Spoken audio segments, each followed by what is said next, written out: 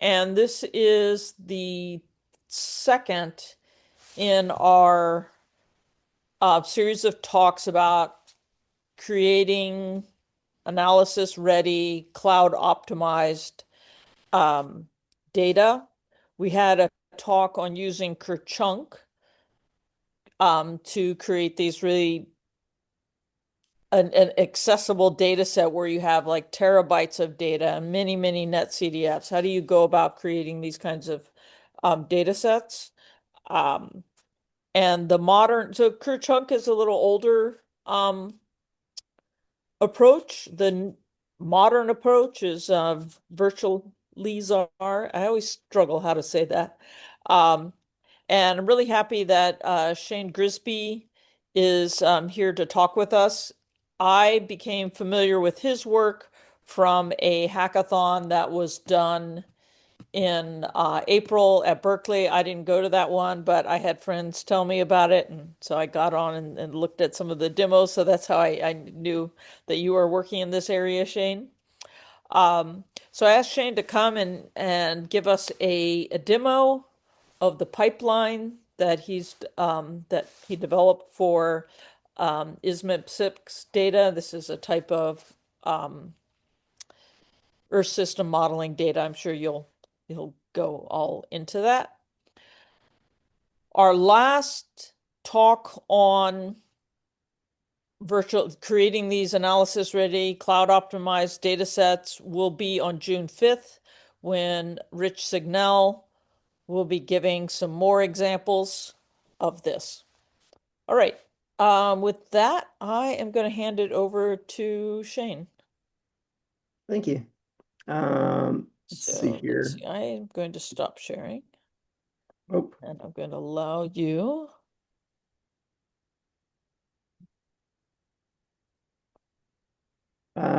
yeah, Yeah, great. thank you. And folks, just throw questions into the chat. I'll be following that and I'll post the links in the chat also. So, I think as was mentioned, I was at a group called Glacial. We actually just finished up that residency project, so I'm no longer with Astera, but I was in April. So it's my second week out of that project, which was a really good year to spend doing things. I haven't seen these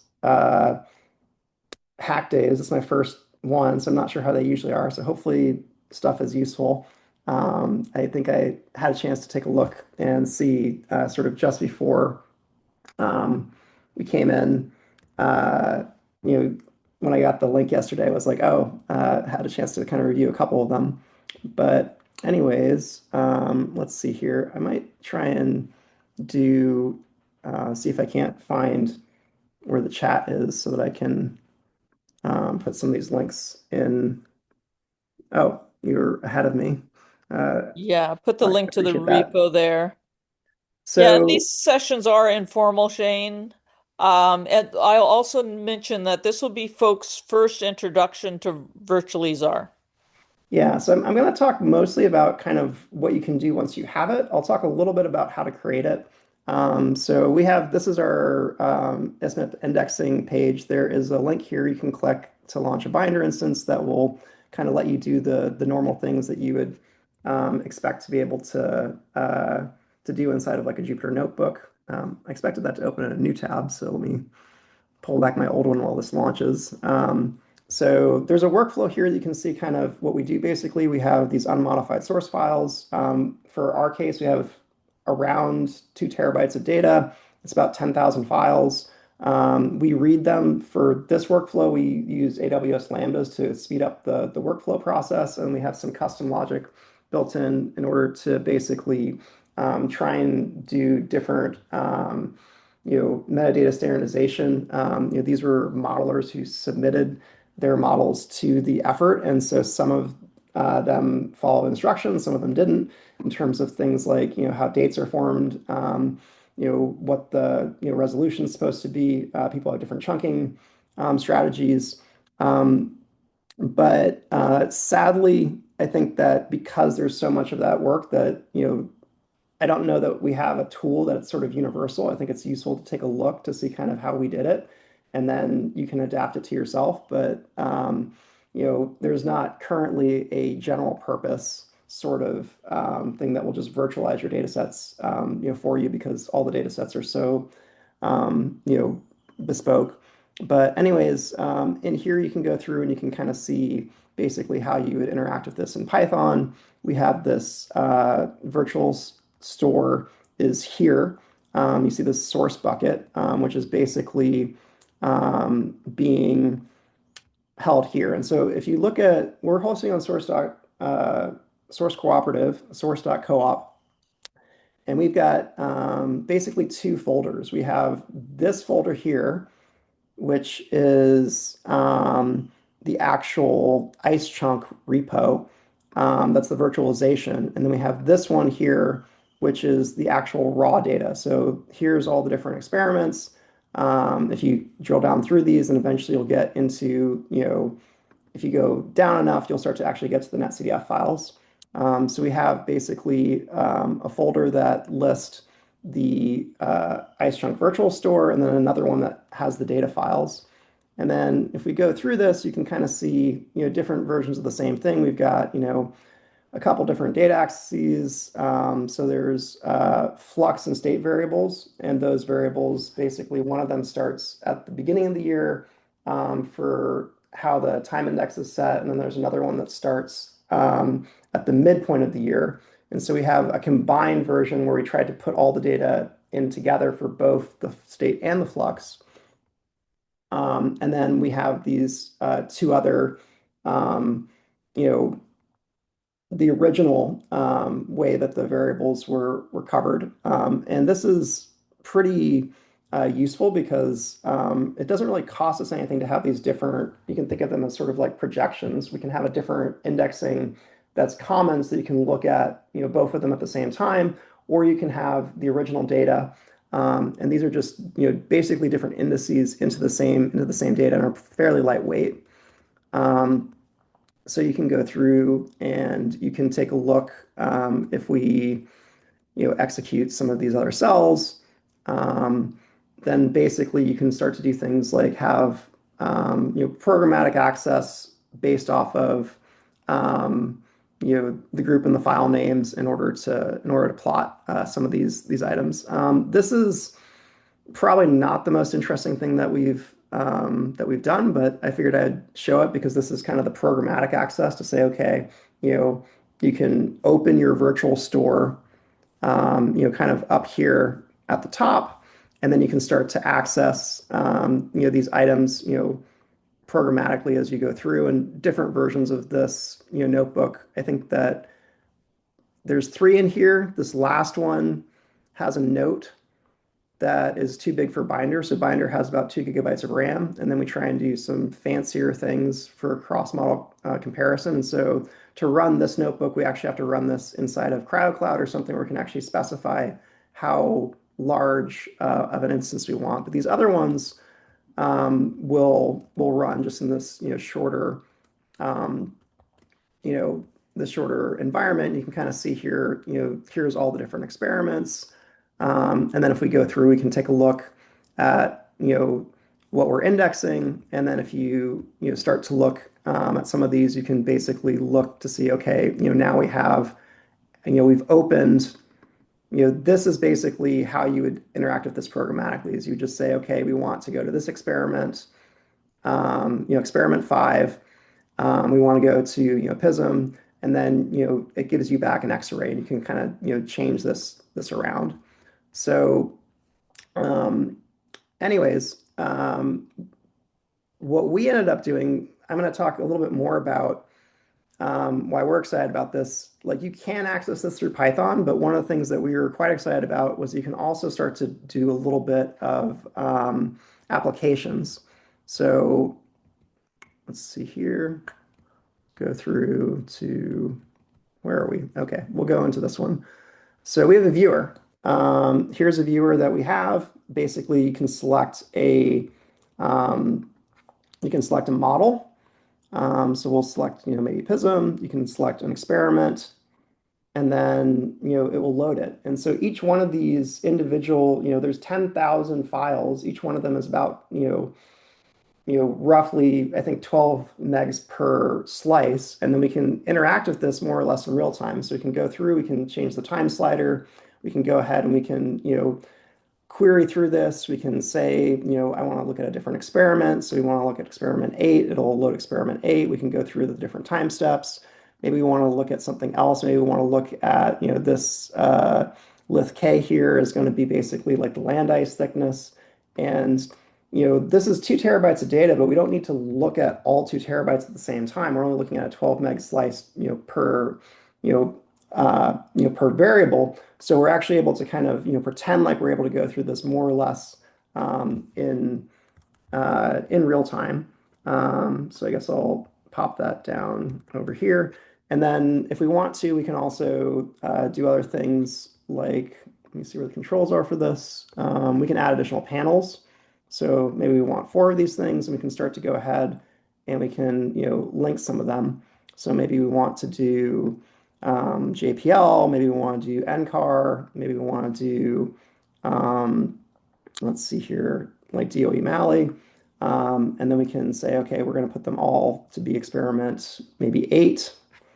And oops, that's not the one I want. I want that one. And then now these are linked and we can kind of zoom through and we can kind of move around and we can, switch to you know, different variables. And so some of these variables, maybe over here, this experiment didn't do this. This JPL didn't have this one, so it doesn't display. And then this one, maybe it doesn't have it for this year. So maybe if you go for a different, time, it's got something.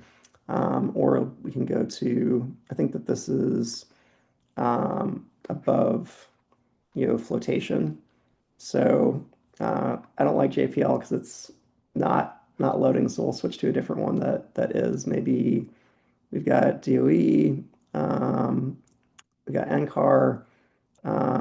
Maybe we'll take you know one of these other ones so we can at least get all these ones in.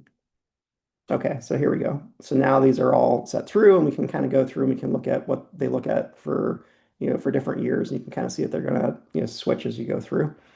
Um, Hey, so Shane, can I ask a question or two? yeah, So, this viewer, um, which library is it built off a library like one of the like yeah. Zarita or something similar to that? So that's a great segue. So basically, we have 3 different repos that kind of build on top of this tech stack.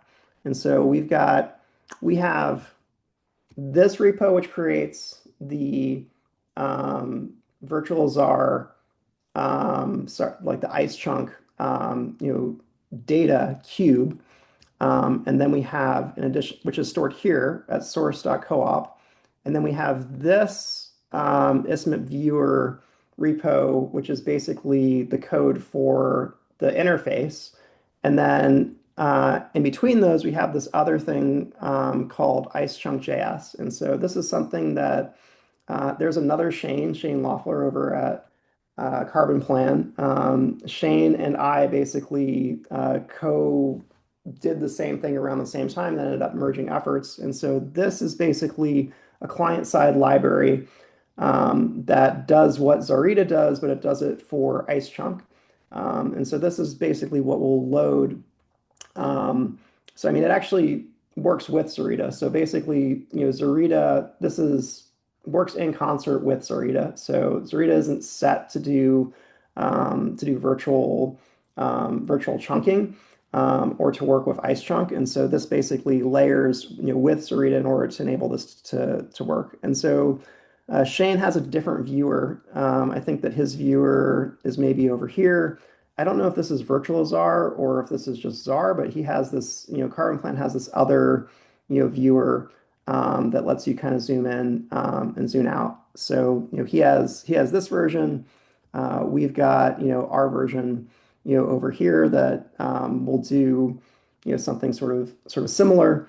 One of the things that I thought was interesting and that I kind of got excited about was that sometimes you might actually want to embed some of these inside of like a document or something, or inside of like a web page. So we have this page here, this examples, and so here we have something. This is Quarto, and in Quarto we basically have you know some of these stripped down versions that are actually pinned.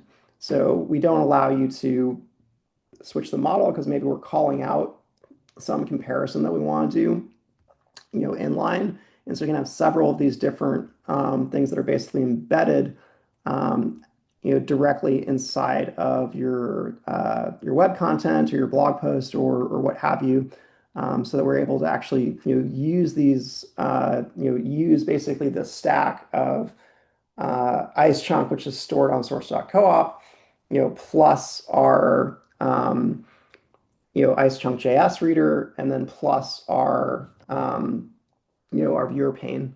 So this is something that is, again, this is set in Quarto.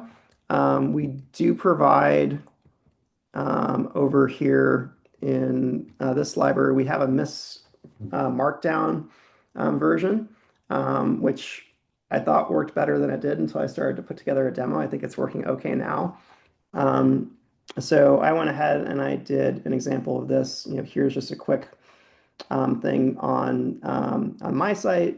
But basically, this is a Markdown file that calls out to embed one of these, and then this is the code for the directive. So basically, or not for the directive, in order to use the directive. So you basically provide, a location for where the ice chunk is, the indexes that you want to go down, and then it'll go ahead and it will, render this inside of your view, and that's basically. If you look at sort of plain text of this, it's not that exciting, but basically this is what was written in order to render out to this. So a couple of notes. This is still changing a little bit, and I would like to see this get a little bit more universally usable. Right now, the way that we're doing this is that we're embedding this as an iframe. There's a PR open inside of Mist that is, let me see if I can't find it. I think that I had it open earlier. Well, I think I linked to it, so I'll just click on the link in here. But yeah, so this is open right now, which would allow you to add static files to site builds. So when this gets merged in, I mean, I think that this will hopefully get merged in soon. Then there'll be a little bit cleaner of a way to actually do this rather than just embedding like an external iframe. And then I think the other thing is that, I hadn't realized this, but right now there's a little bit of coding that needs to go back in order to make it so that you can call from different ice chunks, so that you can basically, like, we had several examples where they're all getting loaded from the same virtualized store, but maybe you want to call from one store, or maybe you want to call from a different store, and there needs to be a little bit of refactoring in order to enable multiple calls to different endpoints, basically. I guess the other thing that I wanted to call out is that we've been pretty happy with the ability to do this kind of these kinds of viewers. Like, they're reasonably performant, and there's no server-side code. So when we do this, this is all happening. This is all happening client side. There's no persistent running service on AWS. The only thing that we're pointing to is we're pointing to the S3 buckets that has the the IceChunk virtualization, and that's basically it. Everything else runs completely client side in the browser. In order for that to work, you need to have fairly liberal cross-origin resource sharing, like core settings. And so this is something that we're hosting on source.coop, and source.coop was very kind to go ahead and basically set these for us, not just for our repo, but for the entire like source.coop S3 bucket. So this works on source.coop. If you're hosting files on an S3 bucket, or an object storage bucket that you control, if you can set these, then it will also work in that case as well. As far as being able to do this, if you are trying to work on something that is maybe this is a NASA bucket or a NOAA bucket that you don't have direct access to, it gets a little bit more complicated because then you have to start to do things like proxying through, which makes it, more of a hassle and maybe not completely, serverless depending upon what you're doing. But in any case, yeah, we've been able to get this to work, and it's been, nice because, we had funding for our organization for Glacial, and then that project ended, and now Source.coop is providing the storage space, without a cost to us as a community good, and then we don't have any, persistent services that we need to pay on AWS in order to have people still work with it. Um, so again, I guess I'll go through. I'll show one of these real quick. I think that I have this image set up, but this version here. These were the two that were the smaller versions. I think that this one here does some comparison across different outputs, which is maybe a little bit more of a use case that people might be interested in. Let's see if I've got this set up here. I think that this is. Um, Let me see if I need to actually pull this over. We can download.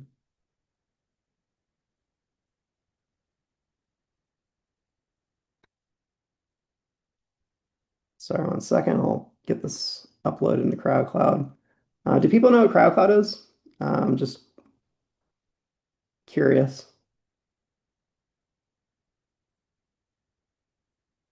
So CrowdCloud is a Jupyter hub that is it's run by Tasha Snow, and they might start to provide it for additional non-cryo work as well. But basically, it's a Jupyter hub that is provided. So I'll put this in let me see here. I think I'm behind a little bit on these chats. So here's that link. Let me also get you. This one was already put up, and then I think that this is the viewer link, and then this is the IceChunk link as well. And then let's see here. I think that this is the embedding link over here. So we can go and do that. But anyways, yeah, so basically this lets you can do different sizes of uh, of servers. So I think I started one that was basically like a 7 GB RAM instance. This is hosted in US West 2. So if you are accessing cloud data, then you can go ahead and you can have a way to work with it in the same region as the NASA CMR.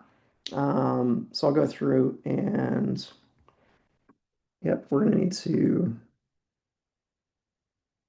put IceChunk.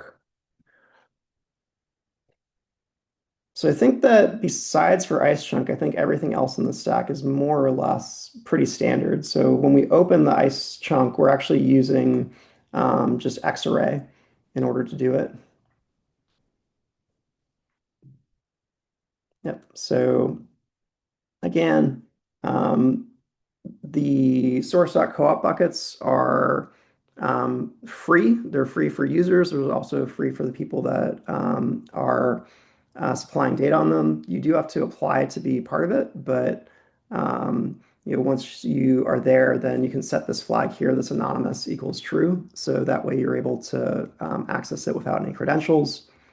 Um, this is something that we showed earlier, which is basically just opening up a single one of these, um, you know, single one of these items.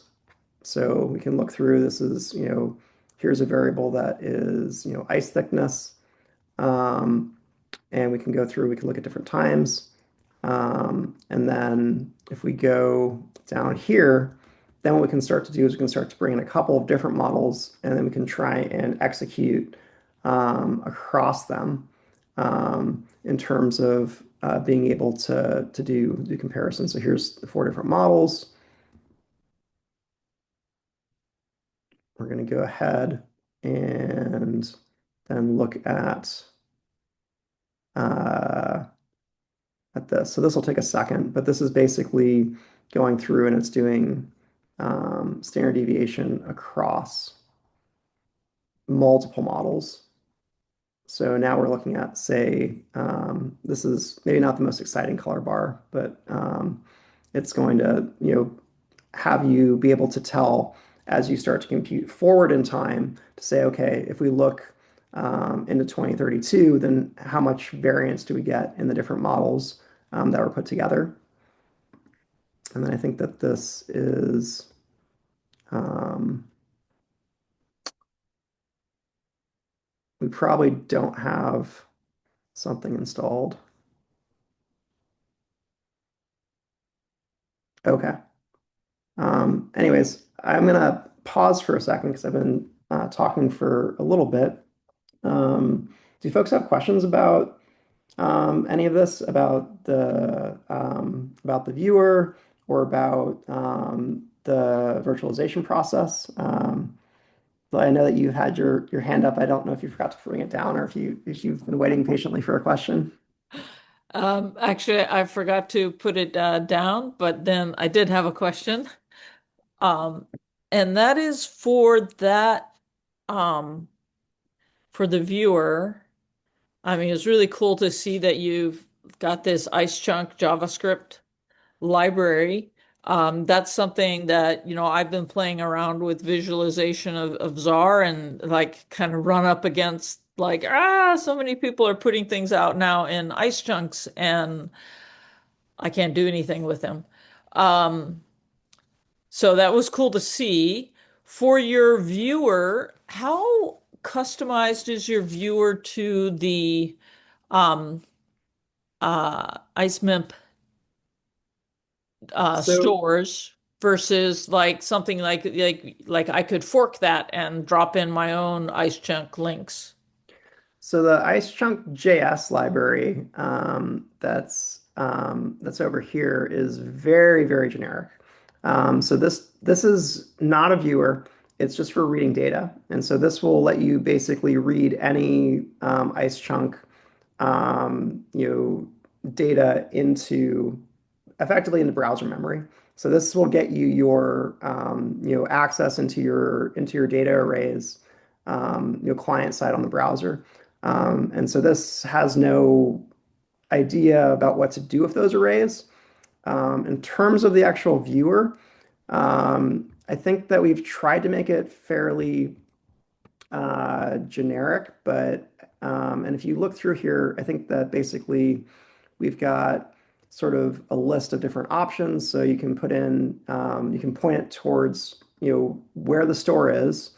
You can also do things like specify, how you want to display. But some of our stuff is a little bit, like we have something that we have these terms like model and experiment.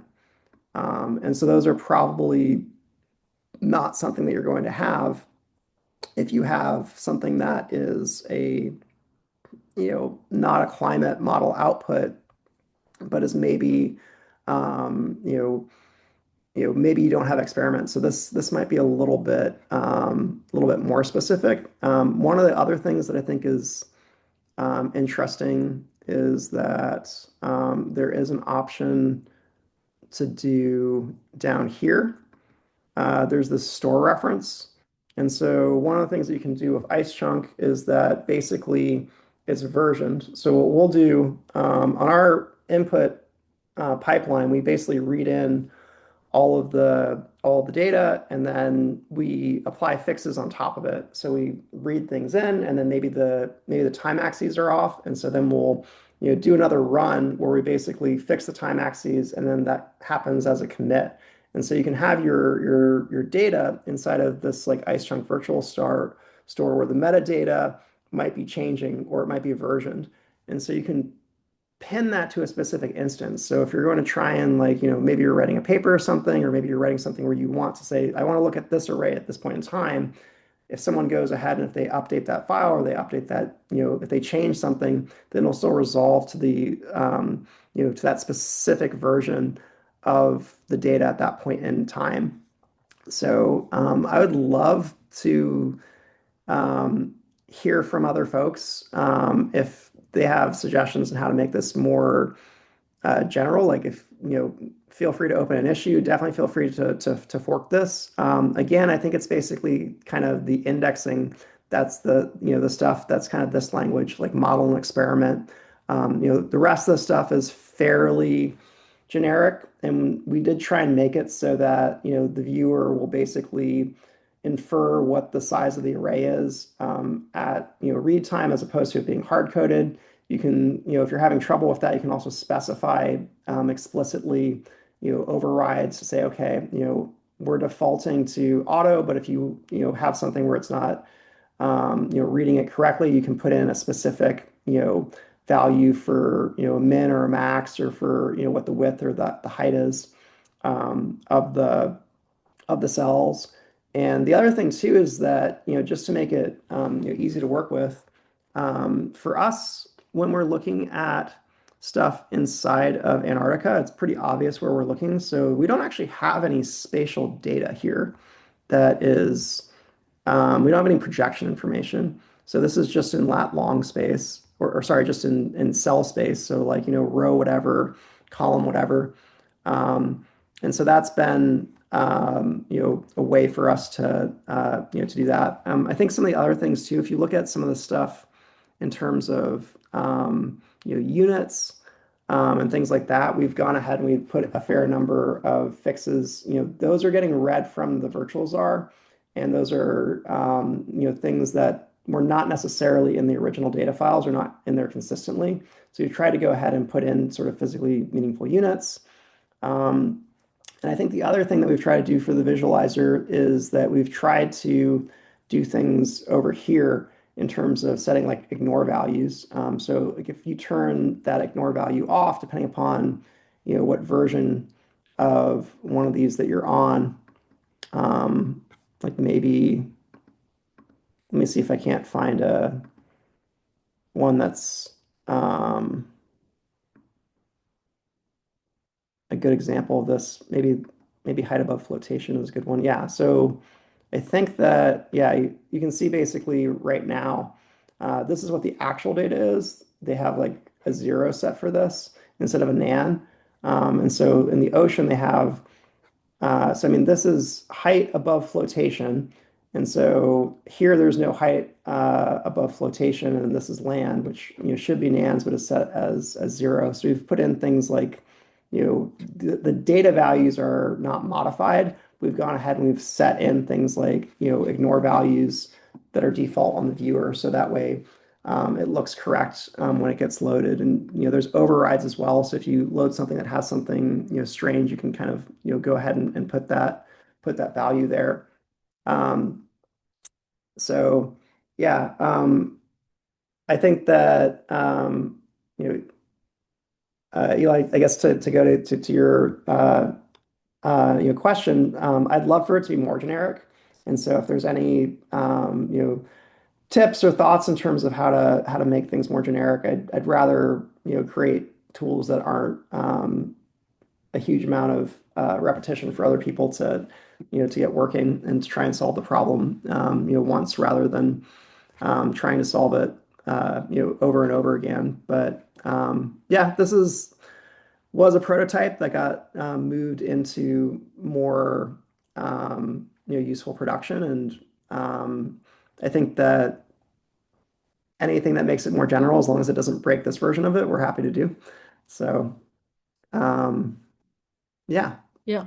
What about other IceChunk stores than Source Co-op? So I'm thinking of Earthmover since they have a bunch on there.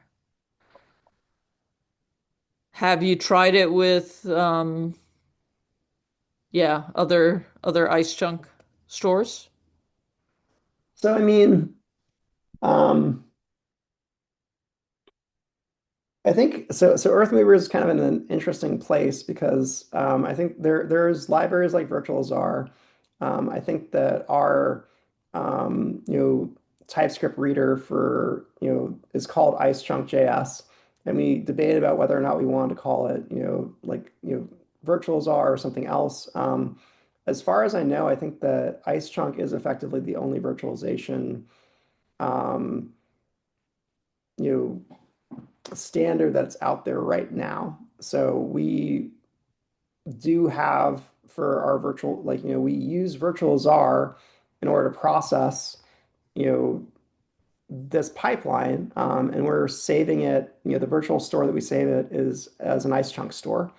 Um, I think that Earthmover has a couple of different sort of repositories that they offer. At the end of the day, the stuff is going to live on some object storage, commercial backend somewhere. So we initially had this on Google Cloud for what the files were on. We ended up moving that over to S3 just because it was a little bit higher performance and a little bit cheaper. And then when we went from our own S3 bucket into source.coop, source.coop has a still has their stuff being hosted on AWS on the back end. And I think that um, I guess I thought I showed this earlier, but I guess I didn't because I only had like the one window. But I think that if I share maybe, sorry, I'm trying to figure out where this is. So this is the markdown text for the page I showed earlier, like the blog entry. And yeah, so I mean, this stuff in here, this store URL, I think it just basically ends up actually redirecting. Let me see here if I can't pull this up. So I think that I'll share this again.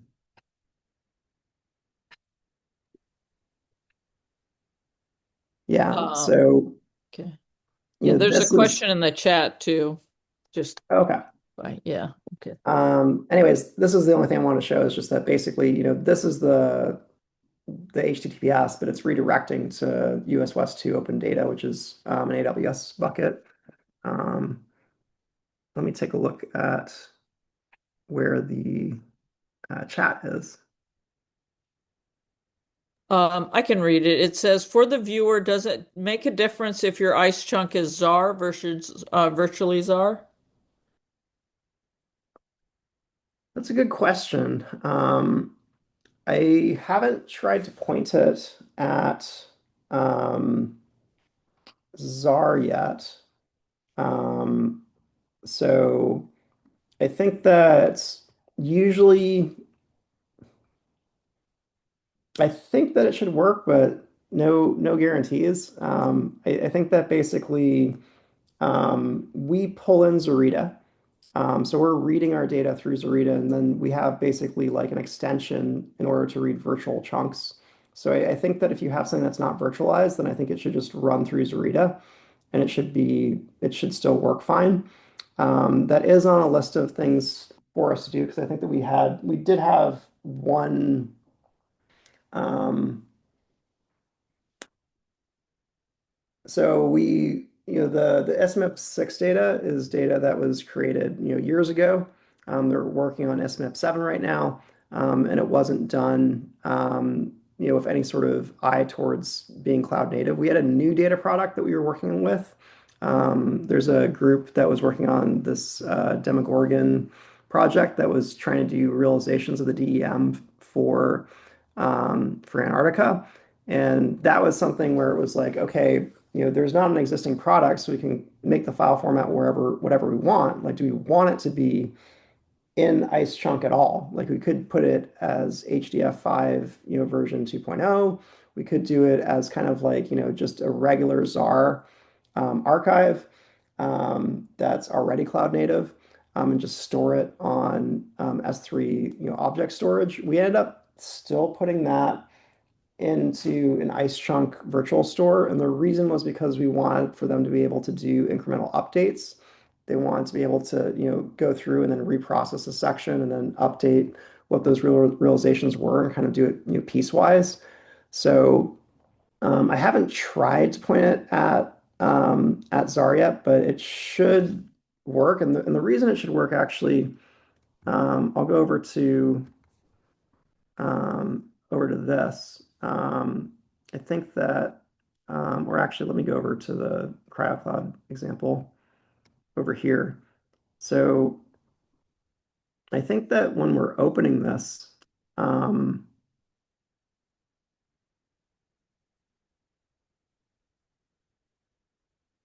so this is calling just OpenZar.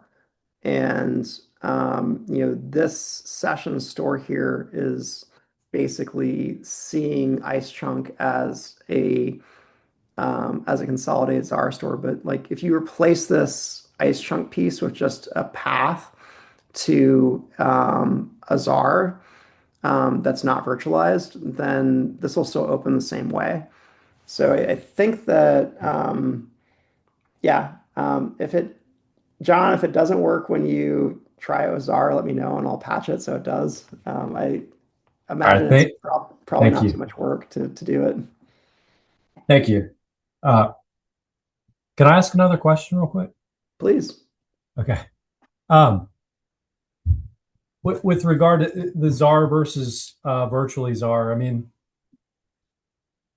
do you have an opinion on? So I'm just starting to get into using IceChunk. So with regards to, do you have an opinion about things to think about whether you want to go the czar route or virtually czar? What are some things that to consider uh, when making that decision? I guess. Do you have any thoughts there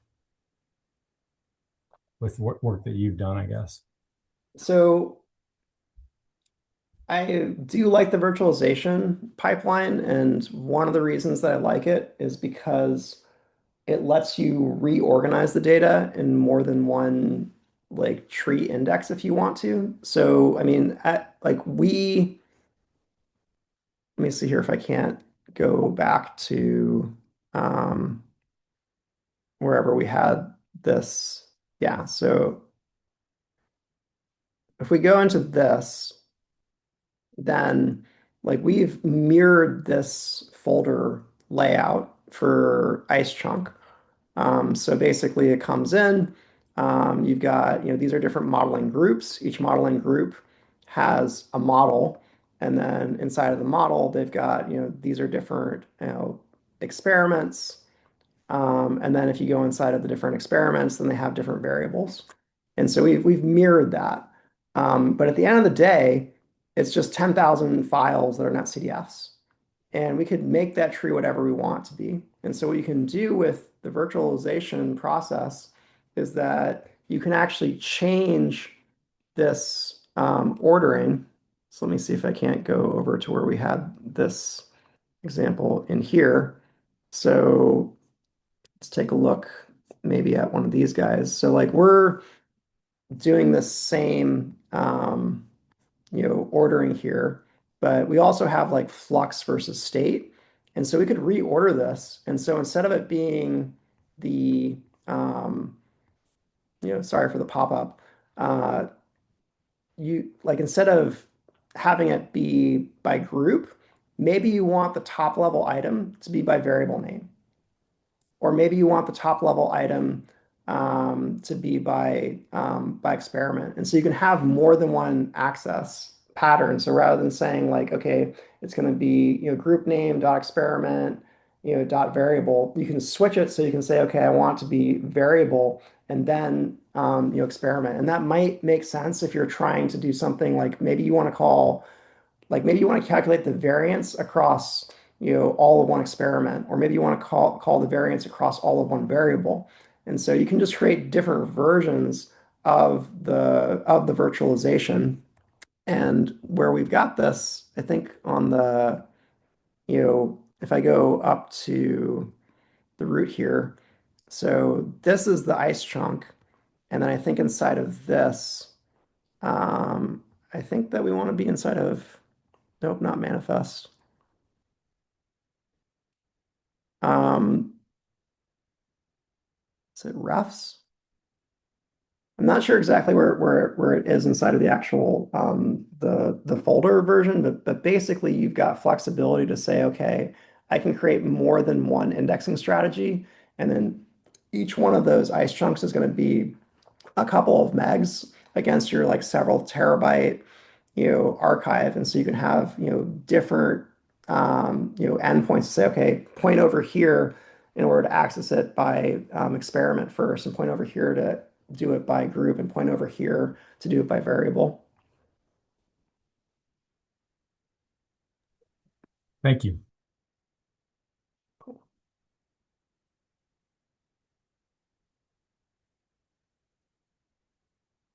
Ellie, sorry, do you go by Ellie, Elizabeth, Eli? I haven't had a chance to actually know how you pronounce your name. Eli. Eli, okay. What's gridlock? I just saw that in the chat. Yeah, so it's here, I can share my screen. It's a similar idea. Um and so it's built off Zarita. So Zarita is another, it says JavaScript library. This is for those who are unfamiliar with this. This is a JavaScript library that you give it a URL to a Zarr store, and it can read that in, and you can do things like this. Another, like, show your data.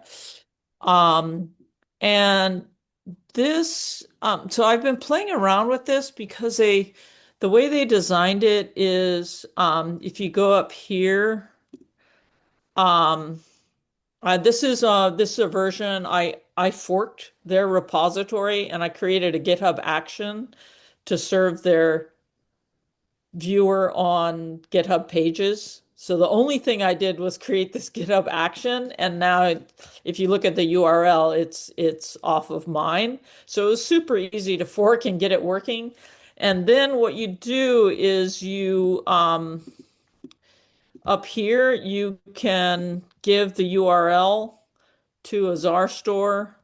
So this is one that's on the open Amazon, and then it just needs to point to a Zarr store. It works really well with Zarr version 2. So I've gotten lots of those working. But I haven't gotten a Zarr version 3 working. It definitely doesn't work with IceChunk. But you can see like this is one that I have up on Noah Nod for the Indian Ocean. And I didn't have to do anything. It just kind of worked out of the box.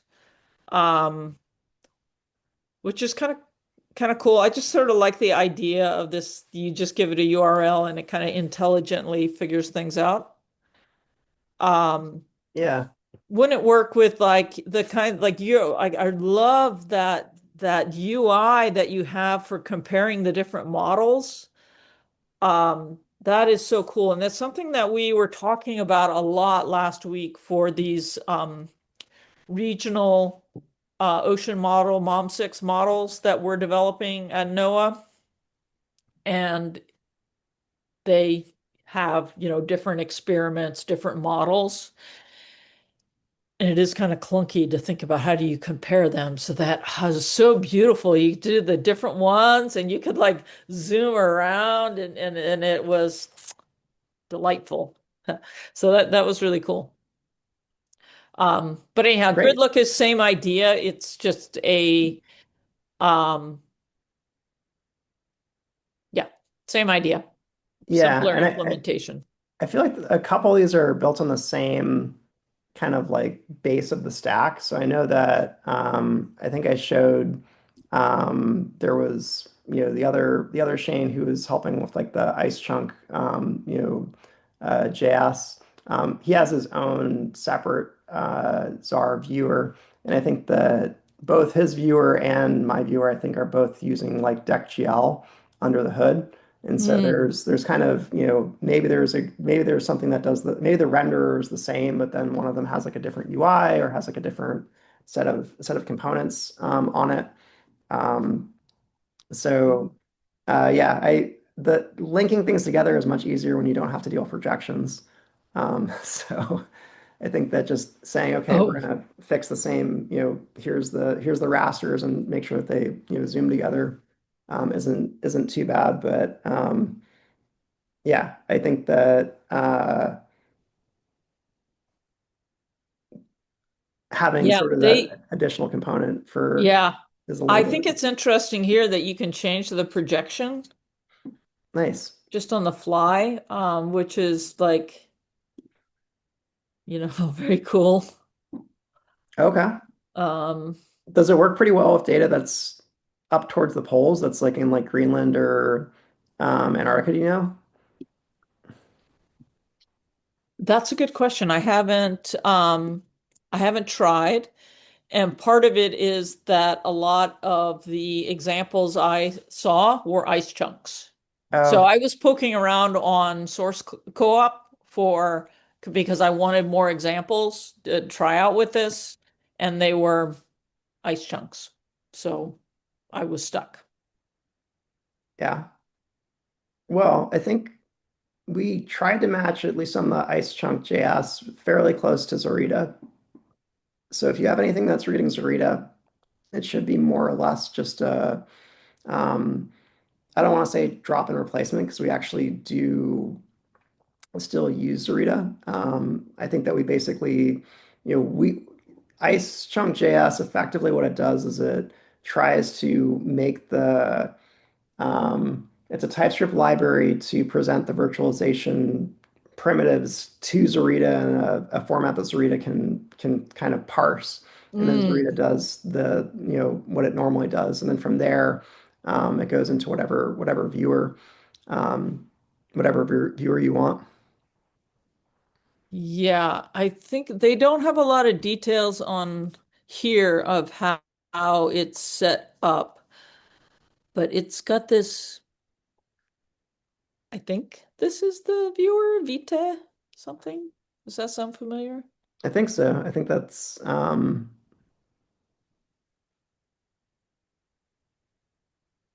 I've seen the same files when doing builds. I think that's normally um, the viewer Yeah. component of it. Yeah, they don't have links to their background. They are giving a talk at a Europe. They're based in Europe. They're giving a talk at the European version of AGU this month. Okay, Yeah. that's Uh, cool. Yeah, it's cool. I think it's like to me, it's really like really exciting what people are doing of creating these JavaScript libraries that can work with cloud data in very generic ways.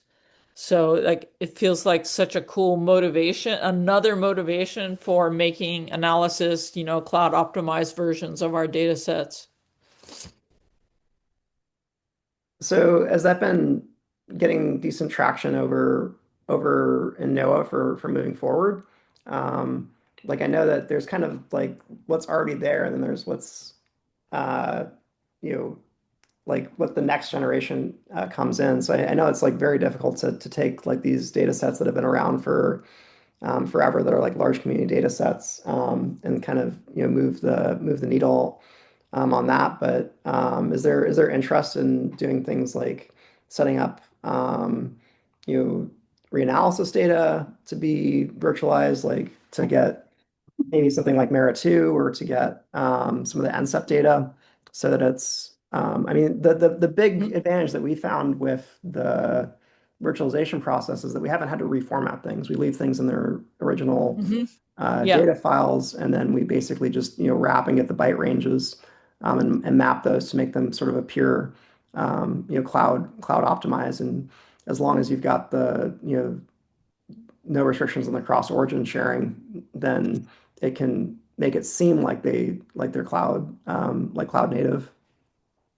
Yes. I people within NOAA are talking about it. Hasn't gotten to production level. I think it's like really cool examples like this that you just showed that show people, oh wow, like there's a real advantage to taking that extra step rather than just saying, hey, okay, you got the net CDFs, you're good. No.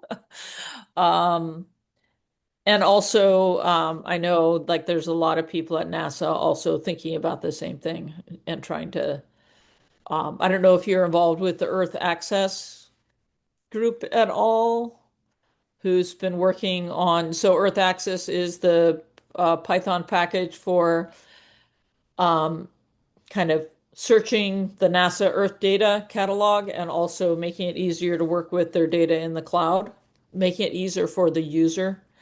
And that group is implementing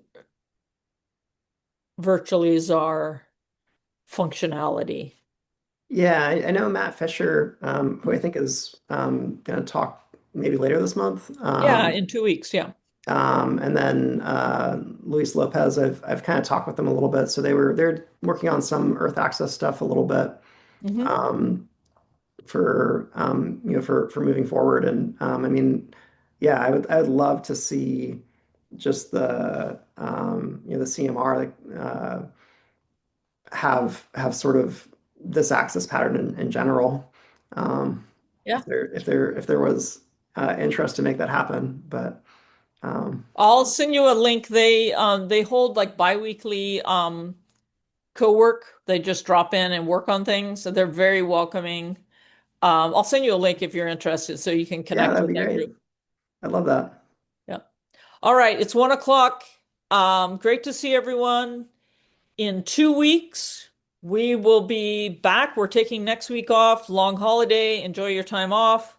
And then in 2 weeks, Matt Fisher is going to come back and he'll be talking about using QGIS within Jupyter Lab. And Matt's another one of these people, really cool applications and visualizations that you can do. So come on back in 2 weeks. All right. Thanks again, Shane. Awesome. Thanks, everyone. See you Thank you, later. Shane.